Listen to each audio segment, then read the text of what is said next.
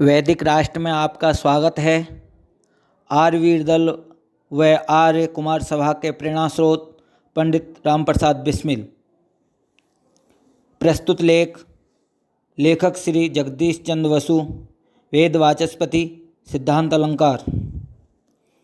भारतीय स्वतंत्रता संग्राम के अमर सेनानी एवं काकोरी केस के अग्रणी क्रांतिकारी नेता पंडित रामप्रसाद बिस्मिल उन आर्यवीर क्रांतिकारियों में से हैं जिन्होंने इस आर्यावर्त भारतवर्ष देश को ब्रिटिश शासन से स्वतंत्रता दिलाने में अपना सर्वस्व न्यौछावर कर दिया। आप आर्य जगत के प्रसिद्ध क्रांतिकारी उद्भट आर्य सन्यासी स्वामी सोमदेव जी महाराज के शिष्यों में से प्रमुख शिष्य थे। आपने उन्हीं से स्वामी जी से सब कुछ सीखा। स्वामी जी महाराज बिस्मिल को धार्मिक, सामाजिक तथा विशेष रूप से क्रांतिकारी राजनीतिक उपदेश दिया करते थे और इस प्रकार की पुस्तकें भी पढ़ने का आदेश करते थे। पंडित रामप्रसाद बिस्मिल क्रांतिकारी कैसे बने, यह हम उन्हीं के शब्दों में उपस्थित करते हैं। वह अपनी आत्मकथा में लिखते हैं कि सन 1926 में लाहौर षड्यंत्र का मामला चला। मैं समाचार पत्रों में उसका सब वृतांत पढ़े चाव से पढ़ा करता था। श्रीयुक्त भाई परमानंद जी मेरी श्रद्धा थी, क्योंकि उनकी लिखी हुई तवारीख हिंद पढ़कर मेरे मन पर बड़ा प्रभाव पड़ा। लाहौर षड्यंत्र का फैसला अखबारों में छपा। भाई परमानंद जी को फांसी की सज़ा पढ़कर मेरे शरीर में आग लग गई। मैंने विचारा कि अंग्रेज बड़े अत्याचारी हैं, इनके राज्य में न्याय नहीं जो इतने बड़े महानुभाव को फांसी की सज़ा का हुक्म दे दिया। मैंने प्रतिज्ञा की कि मैं इसका बदला अवश्य ही लूँगा। जीवन भर अंग्रेज राज्य को विध्वंस करने का प्रयत्न करता रहूँगा। इस प्रकार की प्रतिज्ञा कर चुकने के पश्चात मैं अपने गुरुदेव स्वामी सोमदेव जी के पास आया। सब समाचार सुनाए और अखबार दिया। अखबार पढ़कर स्वामी जी महाराज बड़े दुखित हुए। तब मैंने अपनी प्रतिज्ञा के संबंध में कहा। स्वामी जी कहने लगे कि रामप्रसाद, प्रतिज्ञा करना सरल है, किंतु उस पर दृढ़ रहना कठिन है। मैंने स्वामी जी महाराज को प्रणाम कर उत्तर दिया कि यदि श्री चरणों की कृपा बनी रहेगी तो प्रतिज्ञा पूर्ति में किसी प्रकार की त्रुटि न करूँगा। उस दिन से स्वामी जी कुछ कुछ खुले आप बहुत सी क्रांतिकारी व राजनीतिक बातें बताया करते थे।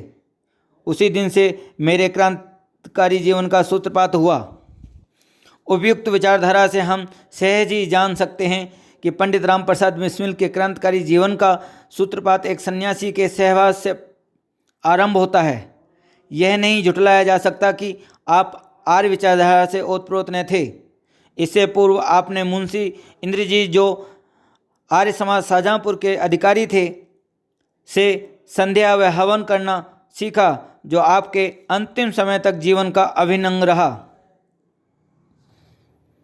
आपने अपनी आत्मकथा में जो जेल में फांसी के 2 दिन पूर्व लिखा है कि श्रीयुक्त मुंशी इंद्रजीत जी ने संध्या हवन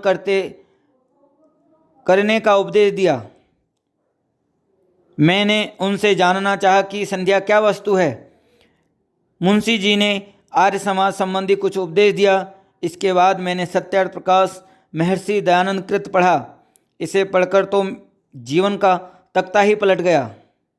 सत्यार्थ प्रकाश अध्ययन ने तो मेरे जीवन के इतिहास में एक पृष्ठ खोल दिया। मैंने उसमें उल्लेखित ब्रह्मचर्य के कठिन नियमों का पालन प्रारंभ कर दिया। इत्यादि विचारधारा को पढ़कर हम निश्चित रूप से कह सकते हैं कि क्रांतिकारी रामप्रसाद बिस्मिल स्वामी सोमदेव जी व श्रीयुक्त इंद्रजीत जी के संसर्ग से ही आप आर्य समाज में प्रविष्ट हुए और उन्होंने सत्यार्थ प्रकाश के माध्यम से अपने जीवन का निर्माण, इस देश को अनेक वर्षों की वेड़ियों से मुक्त कराने के लिए अपने जीवन की आहुति प्रदान की। आगे चलकर वह अपने कट्टर व विशुद्ध आर्य समाजी होने के विषय में लिखते हैं कि मैं थोड़े ही दिनों में बड़ा कट्टर आर्य समाजी हो गया। आर्य समाज के अधिवेशनों में जाता आता आर्य सन्यासी महात्माओं व विद्वानों के उपदेशों की बड़ी श्रद्धा से सुनता। जब कोई आर्य सन्यासी या विद्वान आर्य समाज में आता तो उनकी हर प्रकार से सेवा शुश्रूषा करता। क्योंकि मेरी प्राणायाम सीखने की, महर्षि दयानंद प्रतिष्ठित प्राणायाम विधि सीखने की बड़ी उत्कृष्ट इच्छा थी। पाठकगण जान सकते हैं कि मैं पंडित राम प्रसाद बिस्मिल के हृदय में आर्य समाज के प्रति कितना अगाध श्रद्धा और लगन थी। आर्य समाज के वार्षिक उत्सव चाहे पास हों या दूर, वहीं जाकर आर्य समाज वैदिक धर्म तथा भगवान महर्षि दयानंद की विचारधारा को श्रवण करने पहुँचते। वास्तव में यह निश्चित बात है कि एक देश की ब्रिटिश शासन से मुक्त कराने में जितना भाग सहयोग महर्षि स्वामी दयानंद सरस्वती महाराज ने तथा उनके शिष्य श्यामजी कृष्ण वर्मा महर्षि के आदेश से आप विदेश गए तथा क्रांतिकारी आंदोलन का द्वितीय श्री गणेश किया। प्रथम महर्षि दयानंद ने क्रांतिकारियों आंदोलन का सूत्रपात किया। तत्पश्चात श्यामजी कृष्ण वर्मा ने क्रांतिकारी आंदोलन का बिगुल बजाया। स्वामी श्रद्धानंद, महात्मा हंसराज, लाला लाजपत राय, पंडित राम प्रसाद बिस्मिल, सरदार भगत सिंह, मदन लाल ढींगरा, भाई परमानंद, अर्जुन सिंह, वीर सावरकर इत्यादि ने किया, उतना अन्य किसी ने नहीं किया। पंडित राम प्रसाद बिस्मिल कट्टर विशुद्ध आर्य समाजी थे। वैदिक धर्म, आर्य समाज तथा महर्षि दयानंद की विचारधारा के कट्टर समर्थक थे। उनकी कट्टरता को देखिए कि उन्होंने घर को तो छोड़ दिया परंतु आर्य समाज तथा वैदिक सिद्धांतों को नहीं त्यागा। आपके पूज्य पिता श्री मुरलीधर जी कट्टर पौराणिक थे। बिस्मिल अपने जीवन की एक घटना का वर्णन करते हुए लिखते हैं कि जब मैं अंग्रेजी के 7वें दर्जे में था तब सनातनी धर्मी पंडित जगत प्रसाद जी शाहजहाँपुर पधारे। उन्होंने आर्य समाज का खंडन प्रारंभ कर दिया। हम आर्य समाजियों ने भी इसका विरोध किया और पंडित अखिलानंद जी को बुलाकर शास्त्रार्थ कराया। शास्त्रार्थ संस्कृत में हुआ, जनता पर अच्छा प्रभाव पड़ा। मेरे कार्यों को देखकर मोहल्ला वालों ने पिताजी से मेरी शिकायत की। पिताजी ने मुझसे कहा कि आर्य समाज हार गए, अब तुम आर्य समाज से अपना नाम कटा दो। मैंने पिताजी से कहा कि पिताजी, आर्य समाज के वैदिक सिद्धांत तो सार्वभौम हैं, उन्हें कौन हरा सकता है। अनेक वाद विवाद के पश्चात पिताजी जिद पकड़ गए, आर्य समाज से त्याग पत्र देना तो मैं उस रात को सोते समय मार दूंगा, या तो आर्य समाज से त्याग पत्र दे दो या घर छोड़ दो। मैंने भी विचारा कि पिताजी का क्रोध यदि अधिक बढ़ गया और उन्होंने मुझ पर कोई वस्तु ऐसी पटक दी जिससे बुरा परिणाम हुआ तो अच्छा ना होगा। अतः अब घर त्याग देना ही उचित है।